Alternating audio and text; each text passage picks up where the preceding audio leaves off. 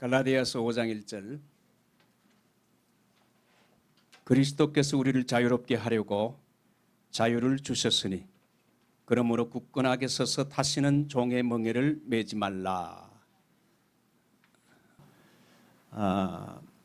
한국이 일본에 36년 동안 압박과 서름을 당하면서 나라를 빼앗겼습니다. 그랬을 때에 일본의 유명한 성경학자 있죠. 누굽니까? 내촌 감삼이라는 사람이 일본을 비판했어요. 저렇게 조선을 이렇게 주권을 다 빼앗고 중국과 아시아에 있는 수많은 나라에 피해를 주는 이 일본은 앞으로 하나님의 불벼락을 맞을 것이다.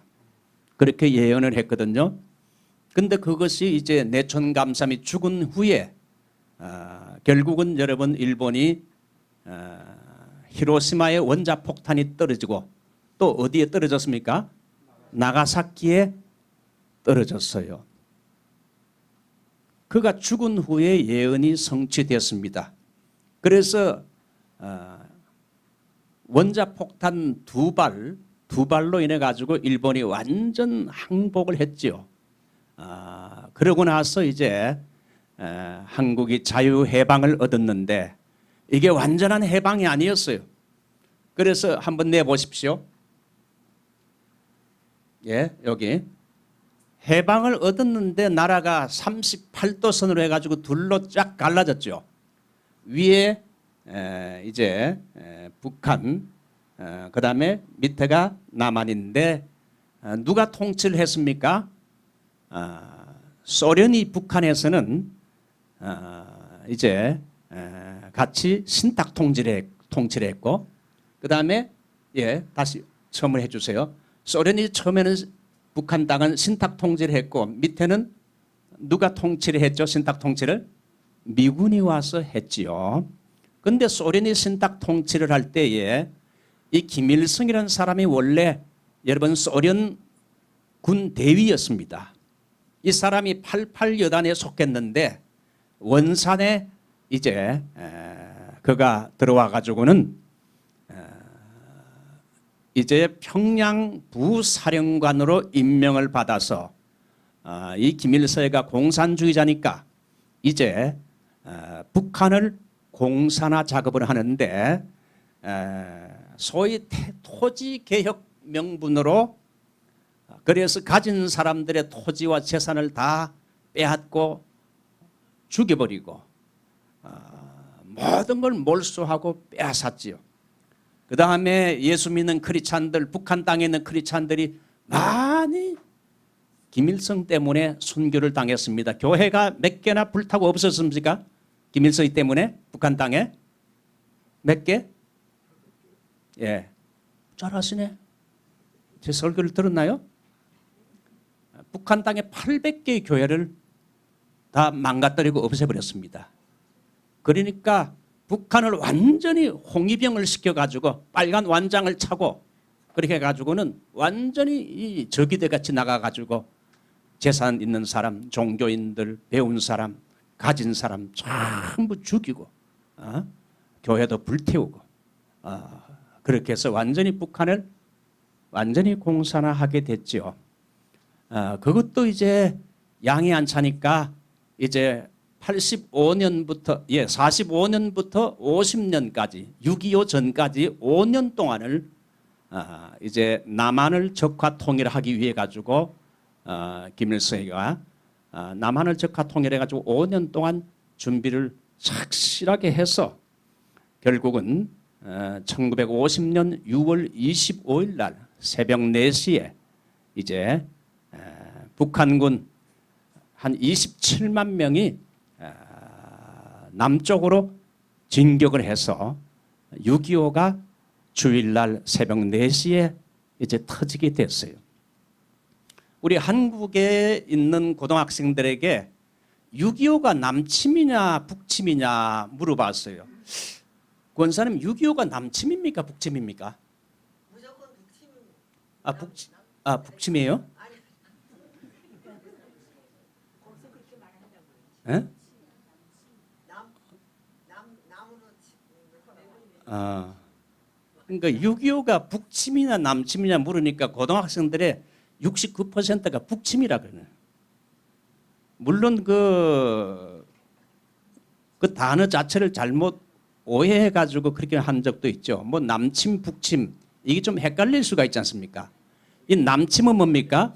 북한이 남쪽을 친 게 남침이죠. 북침은 뭡니까? 남쪽이 북한을 친 게 북침인데 고등학생들의 69%가 얼마나 역사 인식이 교육이 안 됐는지 북침으로 다 이야기를 했어요. 아니죠.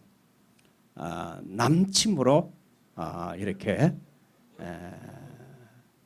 북한 공산주의가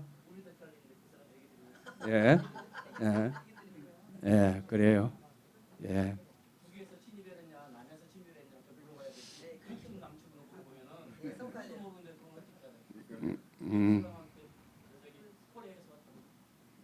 예, 그래, 예, 예.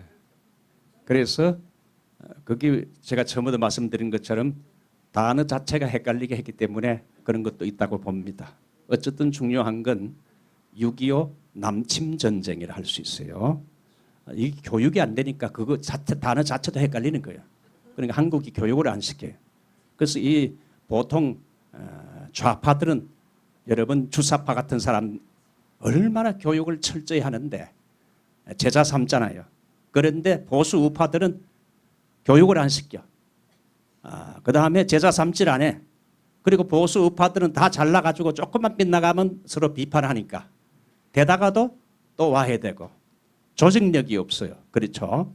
우리가 오늘 이 시간 6.25 때 그동안 제가 뭐 다원주의, 뭐 뉴에이지, 뭐 동성애 이런 것들은 다 문화적인 건데 오늘은 역사 공부를 좀 하겠습니다. 여러분이 아시는 분들도 많이 있겠지만 역사 공부를 좀 하겠습니다. 그래서 북한이 이제 남침을 하게 돼서 그래서 남침을 해서 며칠 만에 서울이 점령됐습니까? 예, 3일 만에 우리 교인들이 좀 더 많이 안 해요. 3일 만에 이제 서울이 함나게 되고 그 다음에 여기 낙동강 전선 최후의 보루인 낙동강 전선까지 여기 오게 되기까지는 몇 월 달에 여기까지 오게 됐습니까? 6.25 사변부터 해서 한 달 후에 그저 7월 25일쯤 됐을 때 여기에 이제 마지막 대구 부산만 남았어요. 그래서 원래 사실 그 서울에서 서울 오는데 3일 걸리고 그 다음에 이 낙동강까지 다 차지하려면 사실 3일이면 돼요. 그냥 그대로 밀고 나왔으면. 그런데 서울에서 3일 점령하고는 3일 치웠어요. 그것이 이제 큰 문제가 되는데 그건 나중에 이야기를 해드리겠습니다. 자, 넘겨보시죠. 자, 김일성이 왜 6.25 전쟁을 일으켰는가 세 가지 배경을 보게 되면 제일 먼저 소련과 중국이 북한의 남침을 허락하고 남침하는 데 군사적인 지원들을 했다는 겁니다. 그래서 김일성이는 모든 준비를 다 해놓고는 1950년 3월에 소련에 가서 스탈린에게 남침 허락을 받지요. 중국에 가서는 주석인 주얼레 수상과 중공군 사령관 모택동이의 허락을 받게 됩니다. 중국은 소위 공산당 팔로군 산하에 조선인들로 구성된 2만 5천 명의 병력을 이 북한의 주력 부대로 지원을 해줬고 소련은 전투기 200대, 탱크 300대, 야포 2,000문을 북한이 남침하는 데 지원을 해줬어요. 그러니까 솔직히 중국과 러시아는 나쁜 놈들이죠. 남한을 잡아먹으려고 군사 지원을 하고 여러 가지 이런 북한을 도왔습니다. 여러분 러시아 스탈린 한번 보시죠. 스탈린. 이 스탈린에게 가서 이제 허락을 러시아 스탈린 이 사람은 공산혁명을 위해서 얼마나 사람을 많이 죽였는지 몇만 명 죽였습니까? 예? 4,500만 명 죽였습니다.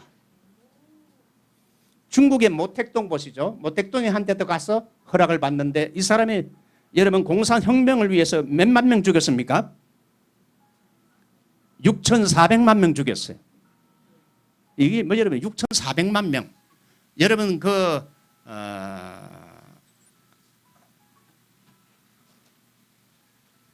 독일 나치가 유대인들 몇만 명 죽였습니까?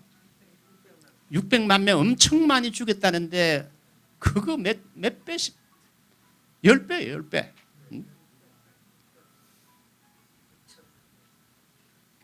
그래서 결국은 6.25 남침을 해서 우리 한국인들이 6.25 전쟁 때 얼마나 많이 죽었습니까?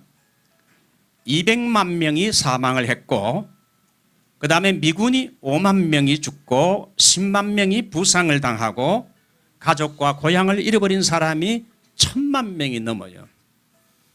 우리 부모님도 원래 이북에 사셨던 분인데 가족과 고향을 다 잃어버렸어요.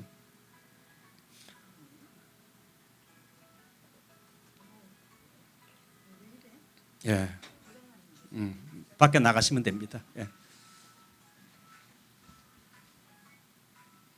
원래 말씀을 전가하려면 이게 무엇이 껴요, 자꾸 집중이 안 되잖아요. 자, 그래서 6.25 전쟁이 일어나게 된 근본적인 그 배경의 제일 첫 번째는 중국과 러시아가 남침을 하는데 허락하고 모든 물자와 군사력을 지원했다 이겁니다.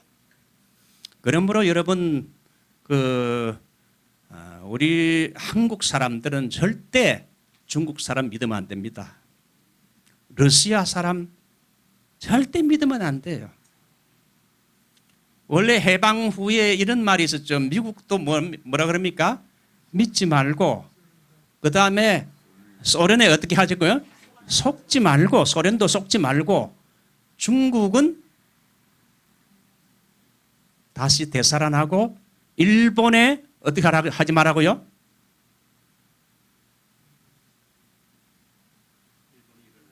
일어난다. 맞아요. 그렇기 때문에 조선은 뭐 하라고요? 정신을 차려라. 한번 해볼까요? 소련은 속지 말고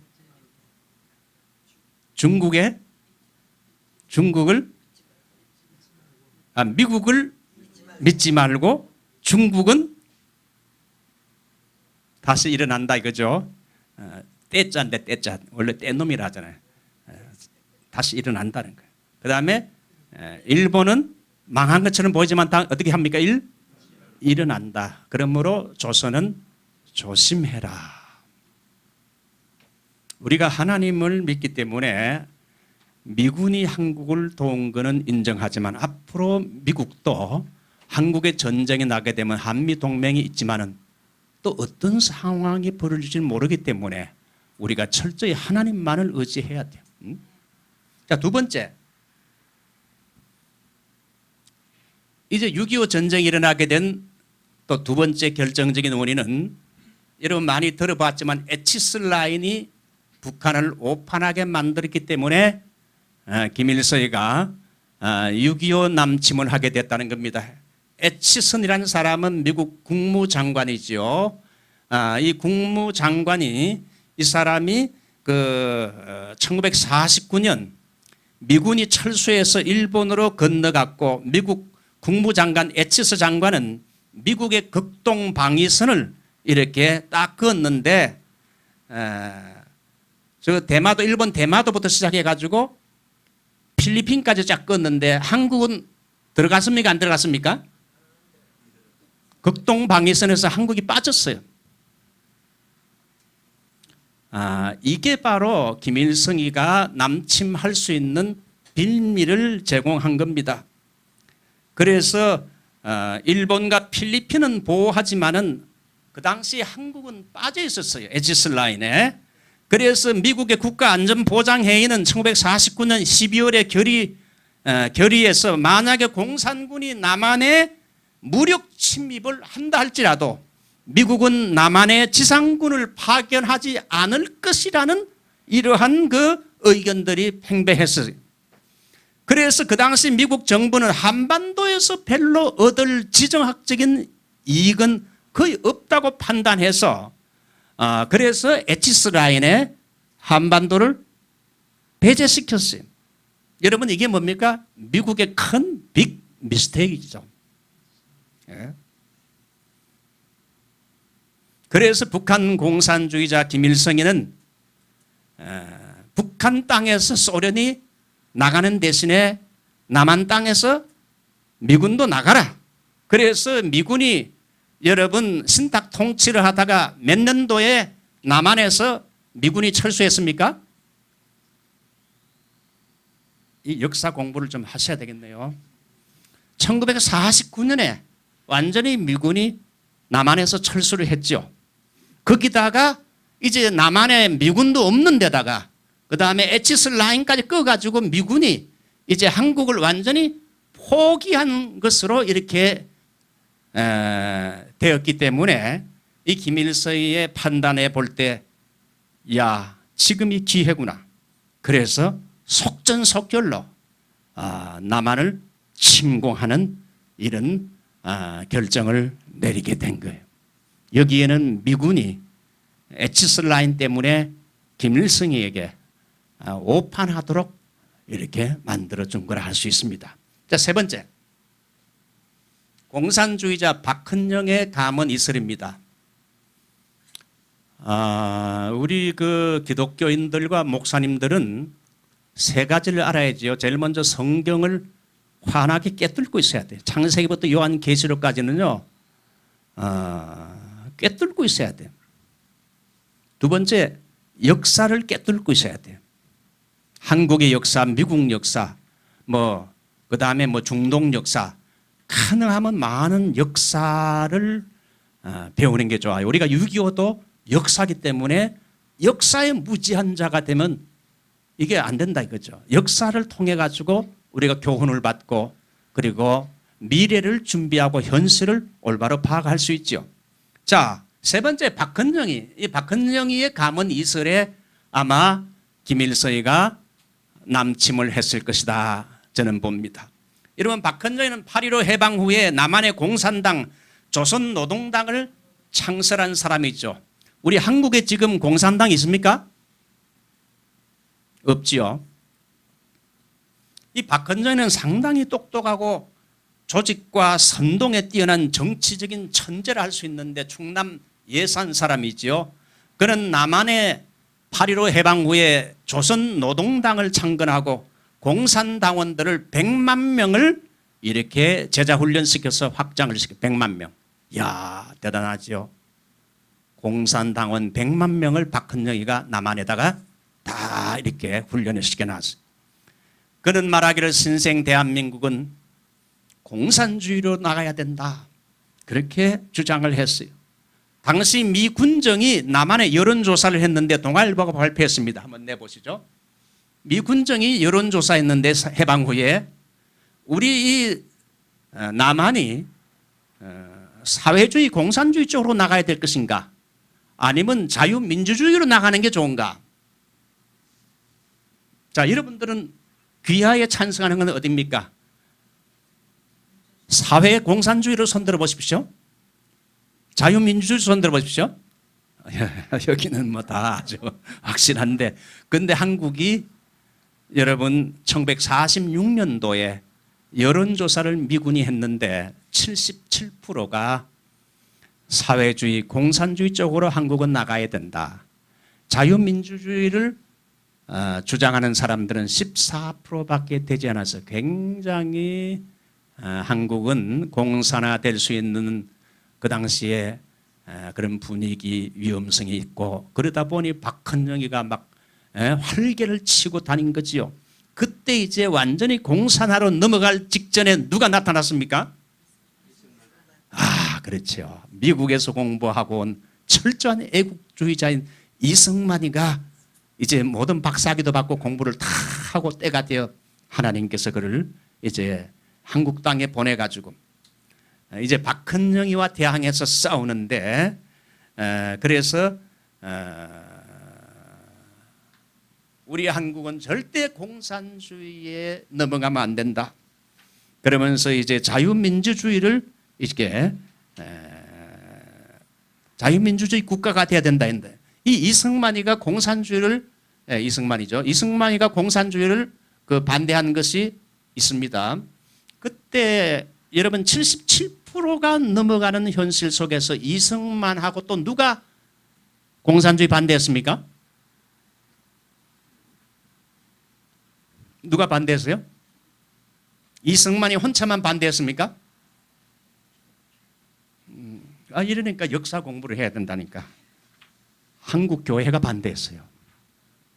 그래서 교회는 항상 나라가 위기에 빠질 때 올바른 목소리를 내가지고 나라를 위기에서 구했어요. 이승만하고 그 당시 한국 교회만 공산주의를 반대했어요. 이승만이가 공산주의를 반대한 원인은 세 가지. 공산주의는 하나님이 없다는 제1호가 하나님이 없다는 공산당 신조의 첫 번째가 하나님이 없다는 무신론 사상이고 기독교 말살론이고 교회 말살론이고 그 다음에 그리스도 말살론입니다. 그렇기 때문에 이승만은 공산주의는 안 된다. 두 번째, 만물의 근원이 하나님이신데 공산주의는 물질로 본다는 거죠. 인간의 행복이 물질 때문에 불행이 물질 때문에 온다 그러는데 우리 기독교는 뭐라 그럽니까? 물질 때문에 인간의 불행이 오는 것이 아니고 무엇 때문에? 죄 때문에 오는 것이다. 파악을 잘 못한 거죠. 세 번째, 인간의 자유를 공산주의는 존중하지 않고 빼앗는 것이기 때문에 옳지 않다.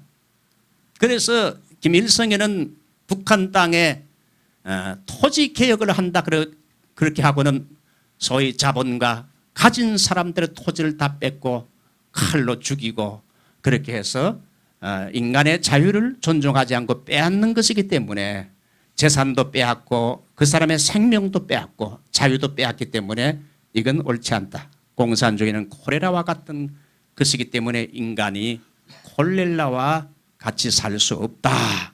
그래서 이제 반대를 했어요. 자, 이러한 때에 남한이 77%가 공산주의 쪽으로 가자는 그러한 상황 속에서 그 당시에 이제 이승만은 자유민주주의 국가가 돼야 된다고 호소를 했지요. 우리 남한이 살려면 미국처럼 개인의 자유를 인정하는 자유민주주의 국가가 돼야 됩니다. 호소했어요. 그런데 당장에 남한의 대통령 선거를 하게 되면 공산당 박헌영이 대통령이 될 가능성이 굉장히 높았어요. 그 당시 퍼센테이지로. 그런데 문제가 뭡니까? 박헌영이가 큰 실수를 했죠. 공산당, 조선노동당 100만 명을 유지하려고 하다 보니 뭐가 필요합니까? 돈이 필요해가지고 운영자금이 필요한데 그래서 운영자금을 만들어내기 위해서 뭘 했습니까? 위조 지폐를 찍어냈지요. 그래서 낮에는 인쇄소를 경영하고 5시 이후부터는 직원들을 다 내보고 공산당원들을 중심으로 해가지고 밤새도록 위조 지폐를 찍어냈어요. 사람이 이렇게 꼬리가 길면 잡힌다고 나중에 이제 박헌영의 위조 지폐 사건이 신문에 났어요. 위조 일당은 16명인데 전부가 뭐라고요? 공산당원들이었다. 그러다 보니 박헌영이가 주범이라는 사실을 알게 되자 박헌영이를 체포하라. 야, 이건요 하나님의 역사야.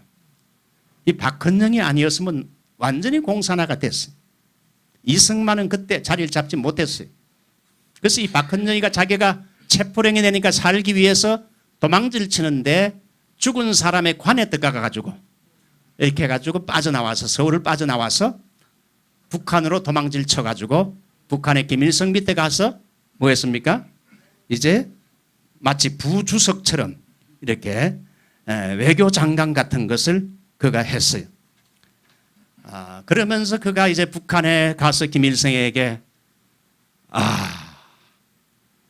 형님, 내가 지금 남한에 100만 명, 80만에서 100만 명의 공산당원들을 다 조직해놨기 때문에 당신이 남침을 하게 되면 이제 전국에 퍼져 있는 우리 공산당원들이 일어나 가지고 결국은 무혈혁명으로 당신은 남한을 접수할 수 있다.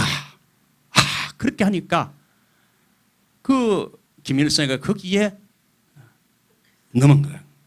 넘어갔어요. 그래서 결국은 6.25 전쟁을 일으켜서 서울에까지 넘어오게 됐어요. 넘겨보시죠. 서울에까지 넘어와서 바로 그냥 남하를 했으면요, 일주일 안에 밑에까지 완전히 해서 공산화가 끝나버렸어요. 그런데 문제는 그 서울에서 며칠 동안 기다렸습니까? 3일을 기다렸어요. 이 6.25 전쟁 중에 72시간의 비밀이라고 나오는데 북한이 패한 결정적인 이유, 그래서 아마 박헌영이가 추측컨대 많은 학자들이 김일성에게 밑에까지 내려갈 필요 없습니다. 3일만 기다려주시면 우리 공산당원들이 다 들고 일나가지고 그렇게 해서 무혈혁명으로 다 접수할 테니까 그 3일을 끌었어요. 그 3일을 끄는 동안에 남로당 서울시당 대표 홍민표가 전향하면서 33만 명의 공산당원들이 다 자수를 했어요. 그렇게 되는 바람에 완전히 공산당이 와해되기 시작한 거죠. 북한군이 3일 동안 서울에서 지체했기 때문에 우리나라 국군이 체제를 재정비할 수 있었습니다. 어쨌든 남한에 여러분 이제 낙동강 전선 거기 남았잖아요. 그게 7월 말쯤 낙동강 전선까지 내려와서 이제 부산 대구문 이제 완전히 공산화가 될 때 그 낙동강 전선에서 55일 동안 낙동강 최후의 전투가 벌어졌을 때 그때 군인들이 부족하니까 누가 군대로 나왔습니까? 고등학생들, 학도병들이 나와서 싸웠어요. 우리 교회 오늘도 6.25 예배 드리면서 허흥렬 장로님은 그때 고등학생 학도병으로 이제 전투에 참여하게 됩니다. 그래서 55일 동안 전투할 때 나중에 이제 유엔군 특별히 인천 상륙작전 누굽니까? 메가드의 기도하는 사람, 믿음의 사람, 인천 상륙작전을 통해서 한국이 결국은 공산화되지 않고 살아남게 된 것. 이 박헌영이가 머리 똑똑한데 김일성도 박헌영이의 가문이 이스라엘 넘어가가지고 공산화가 결국 안 되니까 나중에 책임을 누구에게 돌렸습니까? 박헌영이 돌려가지고 걔한테 물려 죽을 지경에 그 다음에 이제 총살형으로 해가지고 총 다다다다 해가지고 죽였어요. 여러분 그 공산주의자는 결국은 공산당에게 이용만 당하고 공산주의에게 결국은 망하게 되는 거예요. 절대 공산주의 하지 마세요. 예? 자, 이제 또 하나 넘겨보시죠. 참 우리가 참 미국에 감사한 건 미국 선교사를 우리 한국 땅에 파송해 주어서 복음을 전해줌으로 한국민들이 5분의 1이 예수를 믿고 지금은 미국 다음으로 세계 선교사를 많이 파송하는 거의 한 3만 명을 파송하는 선교 대국이 된 것. 하나님께 이것도 다 미국이 선교사를 보내줬기 때문에 감리교 아펜셀러, 장로교 언두들 보냈어요. 두 번째, 우리가 미국에 감사한 것은 뭡니까? 미국 군인들 아닙니까? 이 군인들이 몇만 명이 한국에 투입됐습니까? 미국 군인들. 물론 유엔군은 빼고. 예? 5만 명? 5만 명이 죽었다 그러죠? 예? 예. 뭐 우리 사람이 조금 안 해. 18만 명이 우리 한국전에 투입했어요. 그 당시에 이 새파란 뭐 19살, 20살도 안 되는 그 미군들이 그 코리아라는 이름도 들어보지 않고 지도에 있는 것도 몰랐던 사람들이 우리 한국을 돕기 위해서 그들이 이제 이 전쟁터에 투입됐는데 아이비리그 출신 학생들도 많았어요. 장군의 아들들도 수없이 많았어요. 많이 죽었어요. 그러니까 투입돼 가지고 18만 명 중에 몇만 명이 죽었습니까? 뭐 여러 가지 뭐 통계가 조금 정확하지 못한 건데 한 5만 명 죽고 몇만 명이 부상당했어요? 10만 명. 그러니까 18만 명 중에 15만 명이 죽고 부상을 당하고 다리가 부러지고 상위 군인이 되고, 야, 저는 그걸 거의 5분의 4가 그냥 죽고 부상을, 우리가 이 미국에 한번 박수를 보냅시다. 야, 우리 미국 아니면 정말 우리 한국은 존재 불가능했어요. 하나님께서 미국이라는 나라를 사용해서 우리 코리아를 위기에서 구출해가지고 공산주의에서 하나님께서 구출해 주셔서 오늘의 이 영광스러운 코리아로 만들어준 거 아니에요. 하나님께 감사하고 이 미국, 그래서 우리가 참 미국에 많은 선교사도 지원받고, 그 다음에 전쟁할 때 미국 군인들이 희생적으로 와서 여러분 장군의 아들들이 많이 한국전에 피하지 않고 투입돼 가지고 많이 죽었어요. 그래서 우리는 참, 그래서 메가드가 인천 상륙 작전을 해서 결국은 그것이 성공을 했죠. 성공해서 이제 북진 통일 올라갑니다. 한번 해보십시오. 그래서 이제 서울을 다시 수복하고, 그 다음에 이제 북진해가지고 평양에다가 뭘 꼽았습니까? 태극기를 꼽고 압록강까지 올라갔어요. 그랬을 때, 야, 그래서 한국 교회는 그때 막 교회들마다 막 종을 쳤어요. 와, 북한 사람들이 이렇게 남한 군대만 미군이 오니까 박수를 치면서 환영을 했어요. 이제 남북한이 통일되는구나, 할렐루야 했는데, 여러분 그런 찬스 때 뭐가 터졌습니까? 이거 조그맣게 나오네. 이 중공군 아주 조그맣게 나오네. 아마 김일성이가 중국에다가 아유 우리 좀 살려주세요. 그 중공군이 인해 전술로 몇만 명 투입됐습니까? 여러분 말이 140만 명이지 완전히 인해 전술로 깽가리를 치고 추운 겨울날 투입이 됐어요. 혹한의 겨울에 투입이 되자 유엔군도 너무 춥고 또 이 뭐 떼거리로 몰려오니까 이게 뭐 감당할 수가 없는 거예요. 너무 많으니까, 개미떼까지 많으니까. 그래서 결국은 후퇴를 하게 됐어요. 후퇴하게 됐는데 그때 이제 메가드가 여러분 트루만 대통령에게 뭘 치라고 했습니까? 만주를 칩시다. 만주를 칩시다 하니까 트루만 대통령이 그 말을 들었습니까? 안 듣고 메가드를 파직을 시켜버렸어요. 왜? 그때 쳤으면요 남북한 통일이 되고 만주까지 차지할 수 있었는데, 왜? 미국은 핵이 있었잖아요. 그 당시 중국은 핵이 없었어요. 유일하게 미국만이 핵을 가지고 있었기 때문에 그때가 찬스였는데 메가드 말을 안 들어서 트루먼이 겁이 많은 것 같아요. 그러다가는 3차 대전이 터지게 되면 안 된다.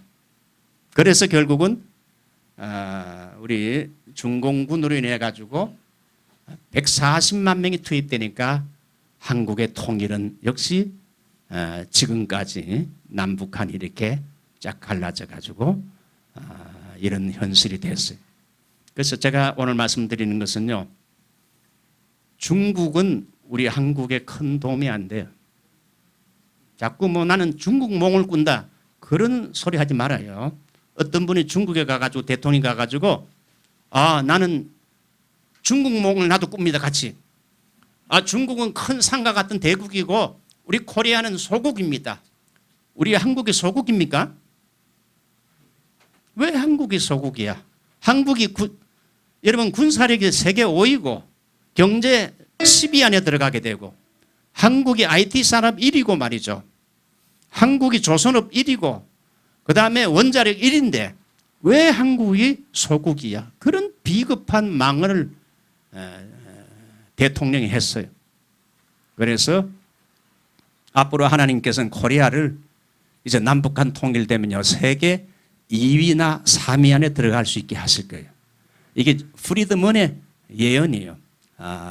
그래서 청교도가 세운 미국에서 우리가 마음껏 자유를 누리며 신앙생활을 할 수 있게 된 것은 하나님께서 선교사를 보내주고 6.25 전쟁에서 미국을 통해서 이렇게 우리 코리아를 보호해 줬기 때문에 하나님께서 미국을 사용하셔서 우리에게 복음을 주시고 우리에게 이 아름다운 자유를 주셔서 우리가 이 미국에 와 사는 것도 1,100명 중에 한 명이 누릴 수 있는 혜택인데 우리가 이거 와서 알게 된 거 얼마나 감사한지.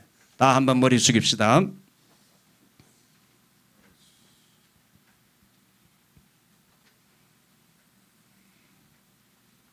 우리를 죄에서 구원해 준 것처럼 우리를 공산주의에서 하나님이 구원하시고 우리 민족을 지켜주셔서 오늘 선진조국으로 하나님이 발전케 하신 것을 감사하고 이제 남은 길은 마지막 길은 여러분 이제 한국에 자유가 주어졌지만은 지금 총성 없는 전쟁을 하고 있습니다. 사상 전쟁을 하고 있어요. 이런 붉은 사상을 가진 사람들이 진지전을 펴고 각 방면에서 한국을 공산화하려고 하는데 총성이 일어나지 않지만은 지금 사상적으로 한국이 해에 있고 참으로 어려운 가운데 있으니까 우리 한국을 하나님께서 이 모든 사상적인 위기에서 건져주시고 이승만과 같은 새로운 정치 지도자가 나오게 하시고 북한의 이 공산주의는 무너지게 하심으로 말미암아 남북한이 통일되어 이 마지막 때 세계 선교를 감당하는 우리 조국이 되게 해주시옵소서. 다 같이 한번 주여 부르며 통성으로 기도합니다. 주여 감사합니다. 오늘도 함께 해주시고 저희들이 말씀을 잘 듣고 오늘도 하나님 아버지 이 말씀을 통하여 이 마지막 때 세계 선교를 감당할 수 있도록 이 모든 악한 공산주의자들의 계획을 다 하나님께서 파시고 우리의 조국을 지켜주신 것은 전적으로 하나님의 은혜요 복인 줄 믿습니다. 오 할렐루야. 하나님 감사합니다. 주여 고맙습니다.